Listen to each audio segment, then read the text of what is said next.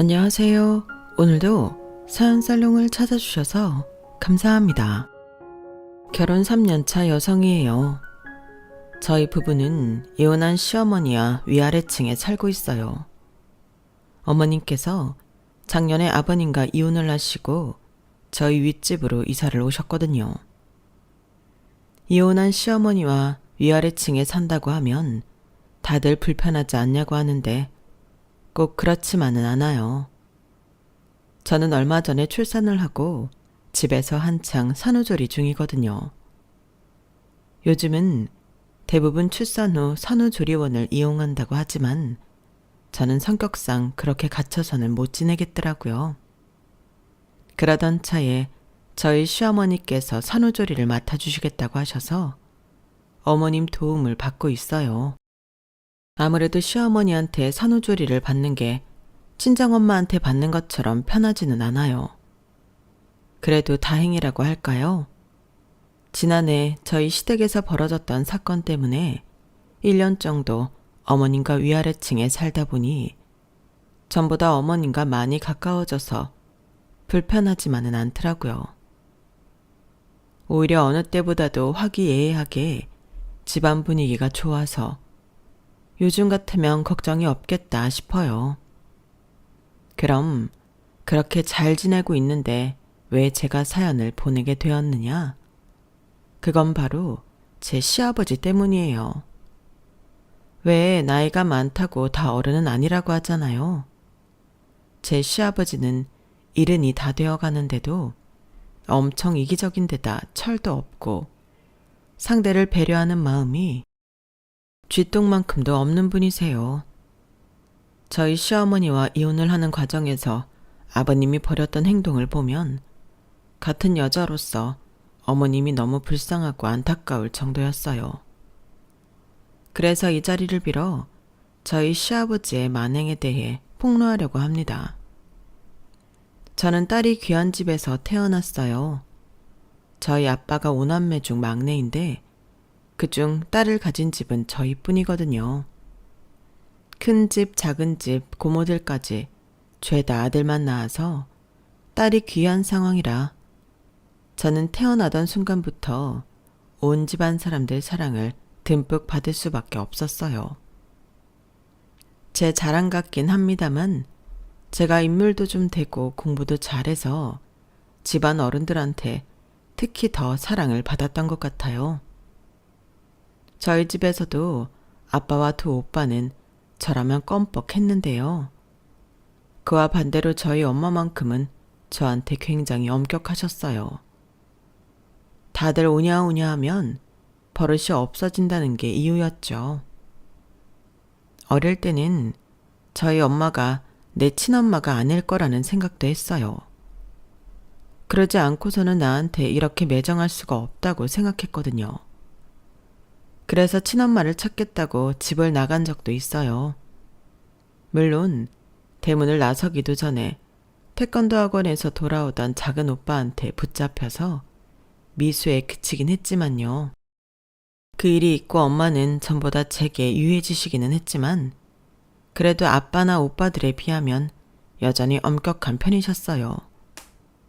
생각해보면 그때 엄마라도 제게 회초리를 들어주었기 때문에 제가 멋대로 잘하지 않을 수 있었는지도 모르겠다는 생각이 들어요. 누군들 내 자식이 예쁘지 않겠어요? 그래도 나중에 부모 품을 떠나 세상에 나갔을 때 타인에게 폐를 끼치지 않고 온전한 성인으로 자립할 수 있도록 회초리를 드는 거겠죠. 그래서 어릴 땐 비록 엄마한테 서운한 게 많았지만 성인이 된 후에는 오히려 엄마한테 고마움을 느끼게 되었어요.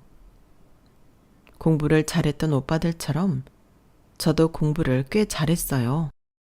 고등학교도 이름 있는 외고에 진학을 했으니까요. 그래서 부모님도 꽤 기대를 하셨던 것 같아요. 제 고등학교 동창들만 해도 주로 아이비리그나 서울대, 연고대, 그 밖에 상위권 대학에 진학을 했으니까요. 하지만 저는 대학에 들어가지 않았어요. 정확히 말하자면 합격은 했지만 다니지는 않았으니까요. 그 일로 온 집안이 난리가 났었어요.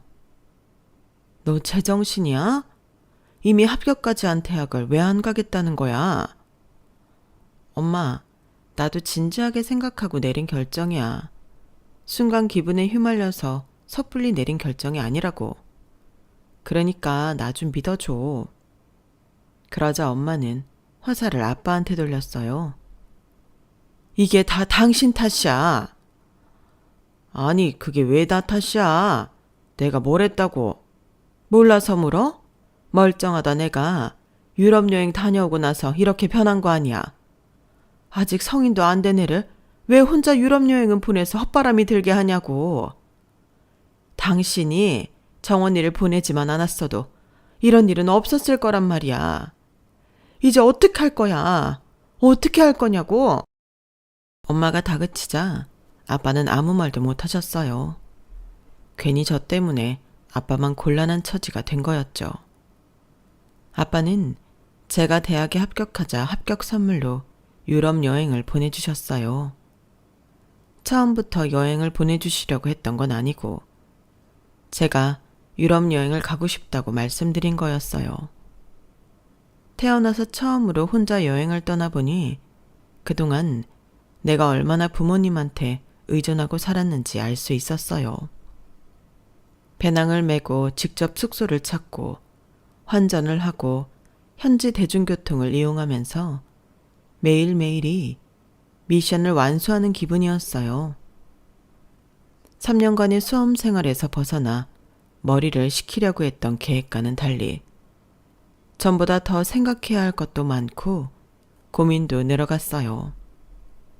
하지만 그런 만큼 상대적으로 자존감과 독립심도 높아지더라고요. 내 힘으로 무언가를 해냈을 때 내 스스로 자립할 수 있을 거라는 확신이 생겼거든요. 그러던 차에 세계 각국의 외국인 친구들을 사귀고 대화를 나누게 되면서 사업을 해야겠다는 생각을 하게 되었어요. 강의실에서 하는 공부도 물론 인생을 살아가는데 큰 도움이 되겠지만 그럴 시간에 차라리 현장에서 부딪혀가면서 배우고 싶어서 기껏 들어간 대학을 포기하게 되었죠. 대학은 나중에 필요하면 그때 가면 될 것 같았거든요. 그 결정에 대해서는 지금도 후회하지 않아요. 물론 대학이라는 타이틀 없이 한국 사회에서 성공하기에는 여러 가지 어려움이 있었지만요. 유럽 배낭여행을 마치고 집으로 돌아온 저는 부모님께 이런 제 뜻을 밝혔어요. 앞서 말씀드린 것처럼 부모님 반대가 심했는데 엄마는 특히 더했어요. 한 달 이상 대학 포기 문제로 부모님과 말씨름을 했고 결국엔 부모님이 제 뜻을 받아들이셨어요. 물론 단서는 있었죠. 좋아, 이번엔 네가 원하는 대로 해. 기간은 딱 2년이야. 아들 군대 보내는 셈 치고 시간 주는 거니까 그 안에 승부를 봐. 대신에 해보고 안 되면 바로 수능 준비하는 거야. 그땐 찍소리 말고 엄마 말 듣는 거다. 2년 동안 창업을 하고 승부를 낸다는 건 사실 쉬운 일은 아니었어요. 일단 사업을 하려면 창업 자금을 모아야 하고 그러려면 일을 해야 했거든요. 그렇게 창업 자금을 모아도 창업을 했다고 해서 바로 수익이 나는 게 아니잖아요.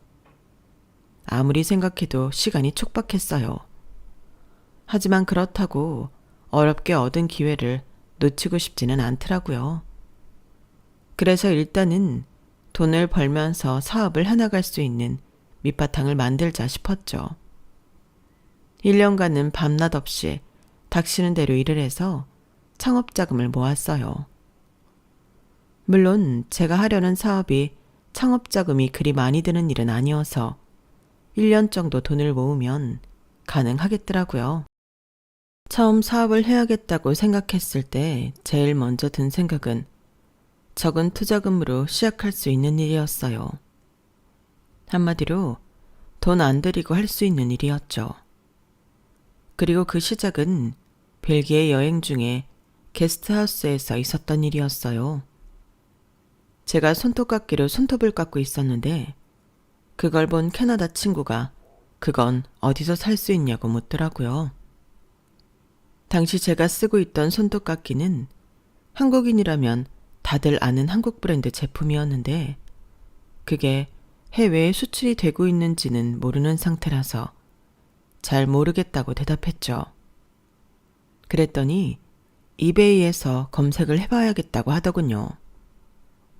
그리고 저녁 때쯤 그 친구가 이베이에서 같은 손톱깎이를 찾았다고 말해주었어요. 그때 친구를 따라 이베이에서 한국 제품을 검색해 보았더니 많지는 않아도 몇몇 가지는 올라와 있더라고요. 이런 틈새 시장도 뚫는 사람들이 다 있구나 생각하고 넘어갔었는데 이게 제 운명을 바꾸게 될 줄 누가 알았겠어요. 질 좋은 제품이지만 판로를 못 찾아서 경영난을 겪고 있는 중소기업을 위주로 해외 시장에 연결하는 마케터가 돼야겠다는 꿈을 갖게 되었으니까요. 처음에는 시장조사 차원에서 몇 가지 한국 제품을 이베이에 올렸어요. 다 제가 써보고 고른 제품들이라 제품의 질은 보장할 수 있는 제품들이었죠. 낚시도 그렇지만 첫 입질이 올 때까지가 무척 초조하잖아요. 저도 그랬어요. 사이트에 제품을 올려두고 매 시간마다 클릭을 해보곤 했어요.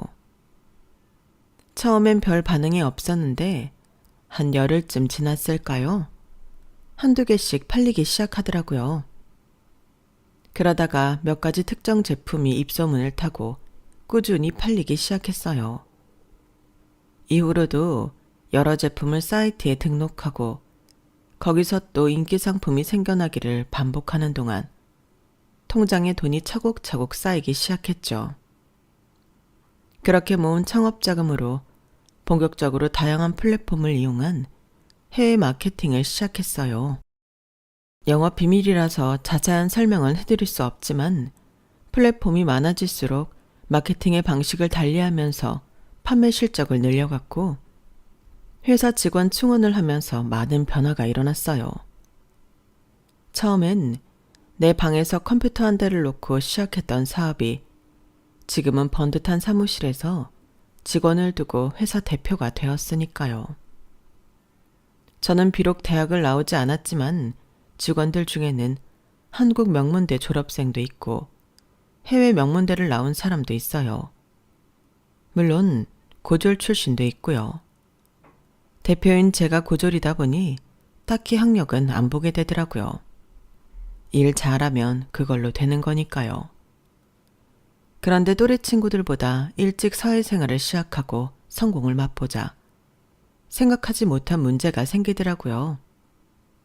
어린 나이부터 일에만 빠져 살다 보니 내 자신을 챙기지 못했던 거예요.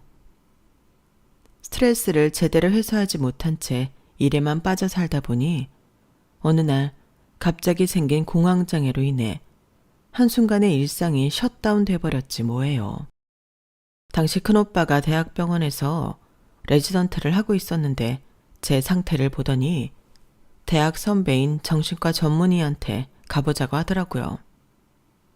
이럴 땐 혼자 끙끙 싸매지 말고 의사를 찾아가 상담을 받는 게 낫다면서요. 그렇게 큰오빠 손에 이끌려 상담을 받으러 병원에 갔는데 결론부터 말하자면 그때 제 담당 선생님이 지금의 제 남편이 되었어요. 큰오빠 대학 선배라서 저와는 나이 차이가 꽤 났지만 대화도 잘 통하고 무엇보다 가치관이 비슷했어요. 그래도 처음부터 연인 사이로 발전한 건 아니고 착실하게 2년 가까이 상담 치료를 받았고 상담을 마치고 1년 이상 지난 뒤에야 사적으로 만나는 사이가 되었어요. 그것도 저희 오빠가 근무하는 병원에 갔다가 우연히 재회를 하면서 그렇게 되었죠. 처음 만났을 때부터 호감은 있었지만 바로 사귀지 않고 거리를 뒀던 데는 이유가 있어요. 정신과 상담을 받는 환자 중에는 자신의 담당의에게 맹목적으로 의지하는 경우가 많은데 이걸 사랑이랑 혼동하는 경우도 있다고 하더라고요. 그래서 저도 남편도 스스로 거리를 두고 마음을 확실히 할 필요가 있다고 판단했고 그러다 우연까지 겹치자 바로 사귀게 된 거예요. 2년 가까이 남편한테 상담 치료를 받으면서 깨닫게 된 건 정신건강을 지키는 게 매일 영양제를 챙겨 먹는 것보다 더 중요하다는 사실이에요. 정신이 무너지면 인생이 무너지는 거니까요. 그래서 일도 줄이고 강제적으로라도 쉬는 시간을 갖곤 했어요. 내 인생의 1순위를 일이 아닌 내 자신으로 바꾸자 생활에도 많은 변화가 일어났고 불필요하다고 생각했던 대학 진학에도 긍정적으로 생각하게 되었죠. 그래서 수능 시험을 다시 보게 되었어요. 공부에서 오래 손을 떼서 그런지 고등학생 때만큼 모의고사 성적이 나오지는 않았지만 그래도 썩어도 준치라는 말이 무색하지 않을 정도로 꽤 괜찮은 점수가 나오더라고요. 그렇게 반년 정도 일과 공부를 병행한 끝에 저는 서울에 위치한 모 대학 심리학과에 합격했어요. 예전에 합격했던 학교에 비하면 많이 처지는 학교긴 했지만 제가 원하는 과에 합격했기 때문에 나름 만족했어요. 물론 저희 엄마는 재수를 강요하셨지만요. 엄마, 나 대학 졸업장이 필요해서 대학 가는 거 아니야. 그 과에서 배우는 내용이 필요해서 그런 거지. 엄마가 자꾸 이러면 나 이번에도 대학 포기하는 수가 있어. 어떻게 할까? 이 대학이라도 갈까? 아니면 그냥 고졸로 남을까? 반협박에 가까운 말에 엄마는 한숨을 몰아쉬고는 네 멋대로 하라고 하셨어요. 사실 당시에 제가 걱정하던 부분은 엄마의 반대가 아니라 제가 운영하던 사업체였어요. 아무래도 학교에 다니면서는 전처럼 회사 운영이 불가능했거든요. 그렇다고 직원들한테만 맡기기도 힘들어서 회사 문을 닫아야 하나 고민을 했어요. 그런데 그때 마침 거래처 사장님이 저희 회사에 관심을 보이셔서 적당한 가격에 고용 승계까지 약속받고 넘길 수 있었어요. 제 청춘을 함께해온 사업에서 손을 떼게 되니 한동안은 속옷을 안 입은 것처럼 허전하고 괜히 불안했어요. 남편은 일시적인 현상이라며 학교 생활에 열중하다 보면 차츰 나아질 거라고 하더군요. 그건 남편 말이 맞았어요. 30이 다 되어가는 나이에 어린 동생들과 함께 강의를 듣고 조별 과제를 하면서 경쟁을 하다 보니 반년쯤 지나자 회사 일보다는 내 학점 챙기는 게 더 혈안이 되어 있는 내 자신을 발견하게 되었거든요. 그러다 2학년에 올라가자 남편이 은근슬쩍 결혼 얘기를 꺼내기 시작했고 저도 어차피 할 결혼이라면 한 살이라도 어릴 때 하는 게 나을 것 같아서 하자고 했어요. 다만 제가 학생 신분이다 보니까 방학 기간에 결혼식과 신혼여행을 가는 게 좋겠다는 결론을 내리게 되었죠. 여름과 겨울 둘 중 하나를 선택해야 했기에 겨울에 하기로 했어요. 여름엔 땀 때문에 화장도 흘러내리고 이래저래 힘드니까요. 우리끼리는 이렇게 대략적인 계획까지 세운 상황에 양가 부모님께 인사를 드리게 되었어요. 그때까지만 해도 부모님이 결혼을 반대하실 거라는 생각은 손톱만큼도 하지 않았거든요. 저희 집을 방문한 제 남편을 본 부모님은 나이 차이가 좀 나서 놀라기는 하셨지만 오히려 그래서 한 성격하는 딸을 잘 잡아줄 것 같다며 좋아하시더라고요. 다음은 시댁에 인사를 드리러 갈 차례였는데 거기서 복병을 만났지 뭐예요. 그건 바로 저희 시아버지였어요. 그러니까 한마디도 고졸이란 거네. 네? 아, 물론 졸업장은 고등학교 것까지 있긴 하지만 현재 대학에 다니고 있습니다. 아니, 그러니까 그게 그거 아니야. 남들 대학에 들어갈 땐 못 가고 28이나 먹고서야 대학교에 가는 거니까. 한마디로 졸업장은 없다는 얘기잖아. 안 그래? 네, 맞습니다. 그런데 아버님, 대학 졸업장이 그렇게 중요한가요? 저는 정말 아버님의 의중이 궁금해서 물은 말이었는데 저희 그런 질문이 아버님 심기를 불편하게 했던 모양이에요. 그걸 지금 질문이라고 하는 거야? 아니, 내 아들은 우리나라에서 최고로 좋다는 대학을, 그것도 의대를 나온 의사인데 마누라가 되겠다는 사람이 고졸인 게 아무렇지도 않단 거야? 이게 무슨 개풀 뜯어먹는 소리야? 예전으로 치면 열쇠를 3개는 가지고 와야 혼인이 가능한 상대라고. 28이면 세상 물정 모를 나이도 아닌데 어디서 그런 철딱서니 없는 소리를 하고 있어? 됐고, 더 들어볼 필요도 없어. 난 이 결혼 반대다. 그쪽도 그렇게 알고 일찌감치 다른 사람 찾아봐. 아버님은 그 자리에서 저는 안 된다고 못을 박으시곤 자리에서 일어나셨어요. 그 바람에 당황한 남편과 어머님은 어쩔 줄 몰라 했죠. 어머님은 그래도 집에 온 손님인데 밥이라도 먹여서 보내야지 않겠냐고 하셨지만 그 바람에 아버님은 제 앞에서 어머님께 핀잔을 주셨어요. 당신 제정신이야? 내 며느리가 될 사람도 아닌데 왜 내 집에서 밥을 먹여? 당신이 본 돈으로 차린 밥상이야? 왜 당신 멋대로 밥을 주네마네 하냐고. 당신도 그런 쓸데없는 소리 할 거면 방에 들어가서 TV나 봐. 괜히 가장이 하는 일에 토달고 끼어들지 말고. 저 때문에 아버님한테 듣지 않아도 될 소리를 듣게 된 어머님께 죄송해서 그날은 조용히 시댁에서 나왔어요. 막상 나오고 보니 정말 열받더라고요. 남편은 옆에서 연신 제 기분을 풀어주려고 노력을 했지만 하나도 도움이 안 됐어요. 지금까지 살면서 그런 대접은 받아본 적이 없던 터라 충격이 엄청났거든요. 집에 돌아와서도 기분이 가시지 않아서 엄마한테 시댁에서 있었던 일을 고자질했어요. 그랬더니 엄마가 그러시는 거예요. 그거 봐. 네가 처음에 합격한 그 대학만 들어갔어도 그 집에서 그딴 소리를 들었겠니? 그러게, 왜 엄마 말을 안 들어서 이런 수모를 당해? 엄마는 마치 자신이 봉변을 당한 것처럼 엄청 분해하셨어요. 아무리 그래도 그렇지, 며느리 될 사람이 인사를 간 건데 그렇게 몰상식적으로 대할 수가 있니? 예, 차라리 잘 됐다. 그런 인간을 시아버지로 모시고 살 바에야 이 결혼 안 하는 게 나아. 이젠 그쪽이 좋다고 해도 내가 반대다.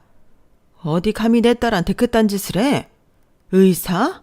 아이고, 내 아들도 의사지만 난 내 며느리 들일 때 그런 짓 안 했어. 세상이 어떤 세상인데 그런 몰상식한 짓을 해? 자기 아들이 의사면 뭐해? 고작 페이닥터인데. 내 딸이 연간 벌어들이는 돈에 비하면 의사 월급은 3발의 피라고. 그런데 어디서 잘난 척이야? 엄마는 화가 쉽게 가라앉지 않으셨는지 한참을 열을 내셨어요. 그런 엄마를 보니까 이상하게 기분은 좋은 거 있죠. 집에서는 늘 저한테 잔소리만 하는 엄마였지만 그래도 내 새끼 건드는 놈한테는 이렇게 열을 내주시니 진짜 내 엄마가 맞구나 싶더라고요. 그런데 그 일이 있고 며칠 뒤 뜬금없이 시아버지가 제게 전화를 하신 거예요. 이전과는 달리 무척이나 사근사근한 목소리로 저를 며느리라고 부르시면서 말이에요. 며느라, 그날은 내가 말이 좀 과했지? 나이가 드니까 가끔 사리 분별이 안 되는구나. 그날 일은 나도 유감이라 생각한다. 그러니 마음에 담지 말고 털어버리렴. 아, 이번 주 토요일에 상훈이랑 같이 집에 좀 들러라. 네 시어머니가 넣어준다고 한우 갈비찜을 한다더구나. 그럼 그렇게 알고 끊으마. 아버님이 자신이 할 말만 하시고는 급하게 전화를 끊으셨어요. 모르긴 해도 제가 거절을 할까봐 일부러 그러신 것 같더라고요. 그런데 전화를 끊고 나니 기분이 이상하더라고요. 사람을 그렇게 비참하게 만들어 놓고 뭐? 유감이라고요? 이게 무슨 개벽다귀 같은 소리래요. 정말 어이가 없어서 남편한테 전화해 아버님하고 있었던 일을 전했어요. 그러면서 내가 얼마나 화가 나 있는지도 알려주었죠. 남편은 정신과 전문의답게 요령껏 제 감정이 수그러질 때까지 성심성의껏 달래주었어요. 남편 잘못이 아닌 건 알지만 내가 자기 아빠한테 받은 상처에 대해 아들인 죄로 어느 정도 노력을 하라는 생각으로 벌인 일이었지만 화가 풀리고 나니 조금 미안하긴 하더라고요. 휴대폰 너머로 들리는 남편 목소리만 들어도 지금 남편 표정이 어떤지 훤히 보이는 것 같았거든요. 혹여 이 결혼 못한다고 나자빠질 줄 모를 어린애인 마음 달래주느라 전전긍긍하는 노총각의 애타는 마음도 느껴졌어요. 비록 시아버지한테는 감정이 좋지 않았지만 남편이 너무 마음에 들어서 마지막으로 한 번 더 아버님을 찾아뵙고 나서 이 결혼을 할지 말지 결정하기로 했어요. 그 주 주말 시댁에 갔더니 아버님이 이전과는 달리 180도 변해서는 제게 무척 잘해주시더라고요. 그때는 심정의 변화를 일으킨 이유가 뭐였는지 몰랐는데 결혼하고 얼마 지나지 않아서 남편이 이실직고를 하더라고요. 그러니까 아버님한테 내가 병원 차려주겠다고 한 얘기를 했었다 이거지? 그래서 아버님이 그렇게 확 달라지신 거고? 미안해. 그때는 아버지가 당신한테 함부로 하신 거에 화가 나서 나도 모르게 털어놓은 거야. 이렇게까지 확 변할 줄은 몰랐지만. 사실 저는 남편과 결혼을 준비하면서 그런 약속을 했어요. 신혼집은 남편이 마련하고 대신 저는 남편 병원을 차려주겠다고요. 제가 학교에 다녀야 해서 한동안 돈벌이를 못하게 될 테니 내가 차려주는 병원에서 당신이 벌어서 생활비를 대라고 말이죠. 일종의 투자이기도 하고 제 자존심의 표현이기도 했어요. 저는 데이트를 할 때도 그랬지만 남자라고 해서 데이트 비용을 다 대고 결혼할 때도 집까지 혼자 부담하는 게 불공평하다고 생각해 왔거든요. 함께 살자고 결혼을 하는 건데 한 사람만 독박을 쓰는 건 잘못된 거잖아요. 대신 집안일도 남자 여자가 공평하게 하자는 게 제 요구였어요. 남편도 저와 같은 생각이었고요. 그러니까 의사 남편을 얻느라 병원을 혼수로 해간 게 아니라 남편과 동등한 결혼 비용을 댄 거고 그 비용으로 병원을 차린 것 뿐이었어요. 다행히도 정신과는 다른 과에 비해 개원할 때 돈이 덜 들기도 해서 가능한 일이었죠. 그래서 딱히 시부모님 앞에서 생색을 내지 않았던 건데 남편이 저 대신 얘기를 한 거예요. 그 덕에 아버님은 혼수로 병원까지 해온 며느리를 아주 흡족해 하셨고 상견례 때에도 저희 부모님께 고개 숙여 사과를 할 정도로 어떻게든 이 결혼을 성사시키려고 노력했어요. 그때는 아버님이 왜 이렇게 돌변했는지 몰랐기 때문에 저도 그 사과를 받아들였어요.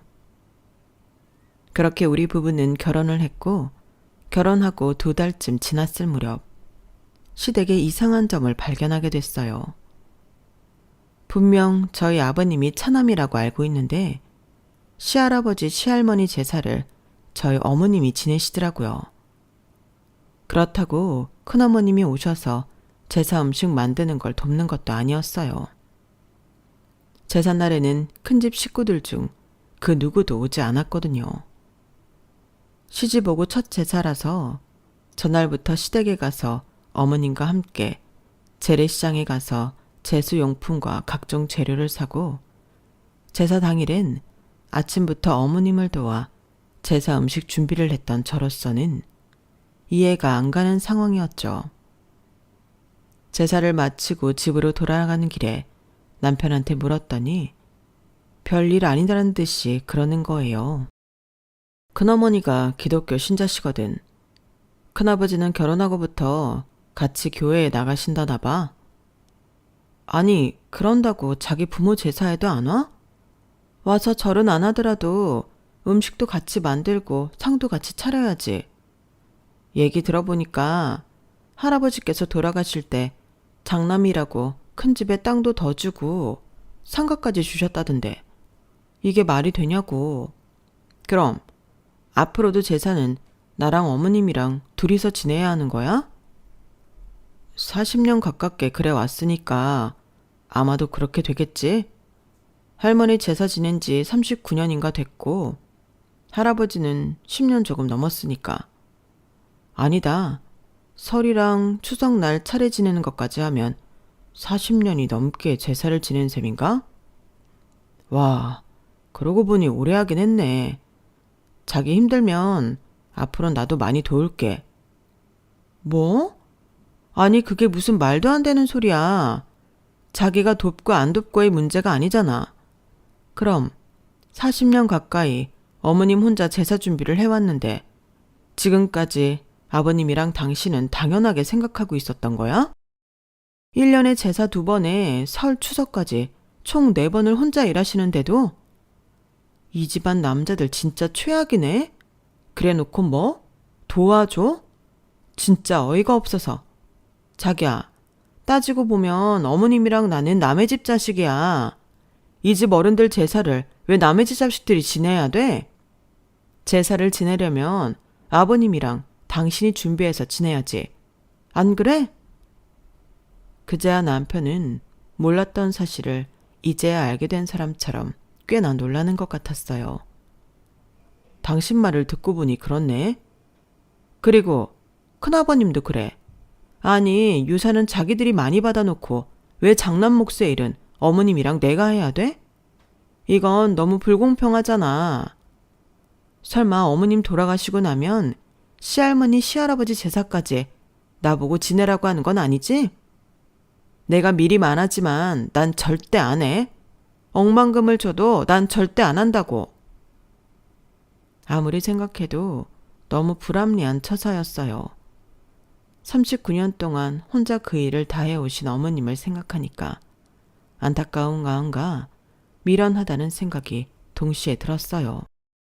저로서는 어머님이 왜 그렇게 살아오셨는지 도저히 이해가 안 가더라고요.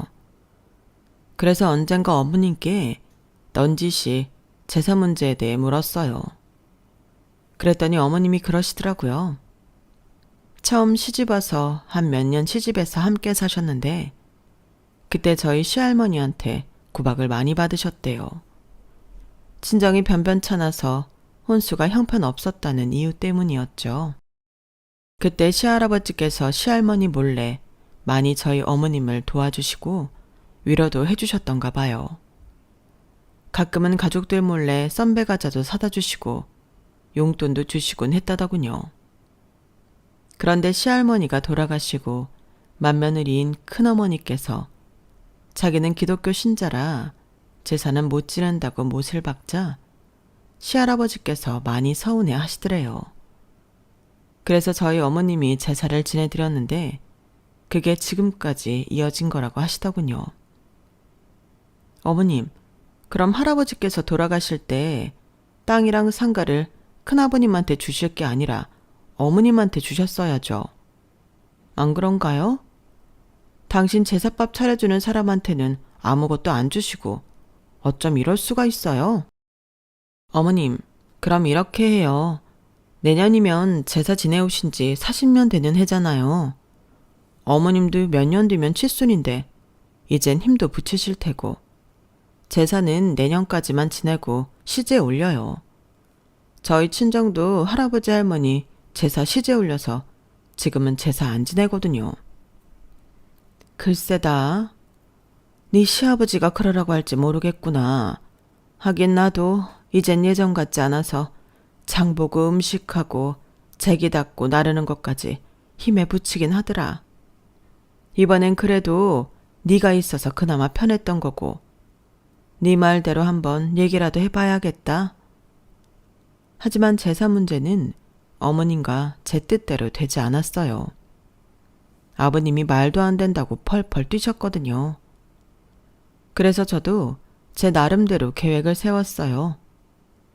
되고 안 되고는 일하는 사람이 결정하는 거지 입만 가지고 생색내는 사람이 정할 일이 아닌 거니까요. 시간은 흘러 이듬해 제가 시집 오고 두 번째 시할머니 제사가 돌아왔어요. 그런데 하필 그 무렵 어머님이 허리를 다치시는 바람에 병원에 입원을 하게 되셨지 뭐예요. 어머님이 다치신 건 안 됐지만 저는 차라리 잘 됐다고 생각했어요. 적어도 허리 핑계로 이번 제사는 안 지내도 되게 됐으니까요. 설마 아버님이 허리 다쳐서 입원해 있는 어머님한테 제사 음식 하라고 하진 않으실 거 아니에요. 그러니까 이번엔 아무 걱정 마시고 병원에서 며칠 더 푹 쉬세요. 제가 저의 오빠한테 말해서 아버님께는 많이 위중한 것처럼 해달라고 할 테니까요. 그래도 제사를 안 지내는 건 마음에 걸리는데 어머님, 목마른 사람이 우물 판다고 했어요. 그렇게 제사가 중요하면 아버님이 음식을 사서라도 지내시겠죠. 그 정도도 안 하신다면 그런 제사 안 지내도 되는 거예요. 그렇다고 제가 혼자 제사 음식을 만들 수도 없고 어쩌겠어요? 이번 제사는 물 건너 간 거죠. 그러니까 어머님은 TV나 보시고 쉬세요. 제 말에 어머님도 조금은 안심하는 듯 보였어요. 어머님 저녁 식사까지 챙겨드리고 병원을 나선 저는 아버님께 전화를 드렸어요. 아무래도 이번 제사는 못 지내겠다고 말씀드렸죠. 그랬더니 대뜸 저보고 혼자 음식을 하라시는 거예요. 아버님, 어머님도 안 계시는데 제가 무슨 수로 제사 음식을 만들어요. 저 못해요. 그러자 아버님이 버럭 화를 내시며 해보지도 않고 왜 못한다는 소리를 하냐고 되려 화를 내시는 거 있죠.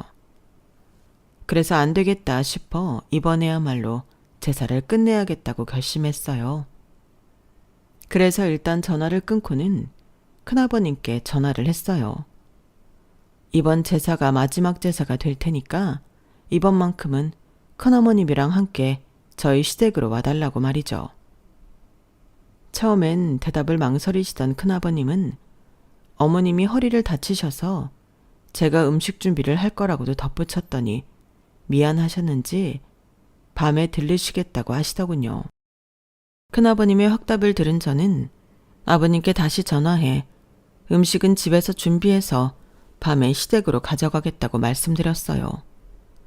그리고 제사 당일 저는 마트에 가서 모듬전 한 팩과 술이랑 초, 그 밖에 제수용품을 사곤 아파트 상가에 있는 반찬 가게에 가서 나물도 3가지 샀어요.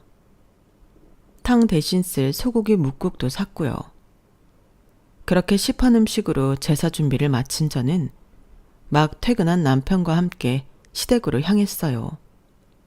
그리곤 차 안에서 이번 제사가 마지막 제사가 될 거라는 것과 큰아버지 내외도 오늘 제사에 오실 거라고 미리 얘기해 두었어요.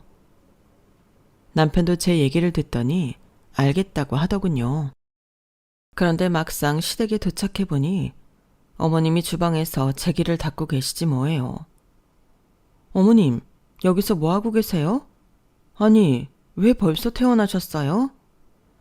네 시아버지가 너 혼자 제사 준비한다고 전화했길래 왔어. 세상에, 이 음식을 혼자 다 한 거니? 세상에. 그때였어요. 아버님이 주방으로 들어오시더니 제가 가져간 음식을 보시고는 그거 봐라. 하면 다 하잖니? 이까짓 거 하는 게 뭐가 힘들다고 해보지도 않고 못한다는 소리를 해. 그래도 안심이다. 네 시어머니 죽고 나도 제사 걱정은 안 해도 되니 말이다. 그 말을 듣는데 순간 소름이 쫙 끼쳤어요. 어떻게 어머님 앞에서 저런 소리를 아무렇지도 않게 할 수 있나 생각됐거든요. 아니나 다를까 옆에서 저랑 같이 음식을 제 귀에 옮기던 남편이 버럭 소리 질렀어요. 아버지, 그걸 말이라고 하세요? 40년 동안 어머니 부려먹은 것도 모자라서 이젠 내 아내한테까지 그 고생을 시키겠다고요? 누구 맘대로요? 저는 절대 이 사람한테 제사니 명절 차례니 지내라고 안 할 거예요. 오늘 이후 어머니도 제 아내도 더는 제사 안 지낼 거라고요. 아버지는 돌아가신 부모님은 소중하고 아내와 며느리는 안중에도 없으세요? 어떻게 허리까지 다친 어머니를 불러 일을 시키세요? 그러고도 아버지가 남편이라고 할 수 있어요? 남편은 꽉 찐 주명을 부들부들 떨면서 말했어요. 그런데도 아버님은 별일 아니다른 듯이 핑계를 대셨어요. 누구는 제사를 지내고 싶어 그러냐? 형이랑 형수님이 종교적인 이유로 제사는 못 지낸다고 하니까 어쩌겠냐? 땅이고 상가고 다 형이 받았는데 내 손에 들어오는 건 하나도 없이 제사까지 떠안게 된 거 아니냐? 따지고 보면 내가 제일 큰 피해자야. 그때였어요. 막 현관으로 들어서던 큰어머님이 날카로운 목소리로 받아치셨어요. 어디서 거짓말이에요? 누가 땅이랑 상가를 받아요? 세상에 어쩜 그런 거짓말을 눈도 깜빡 않고 해요.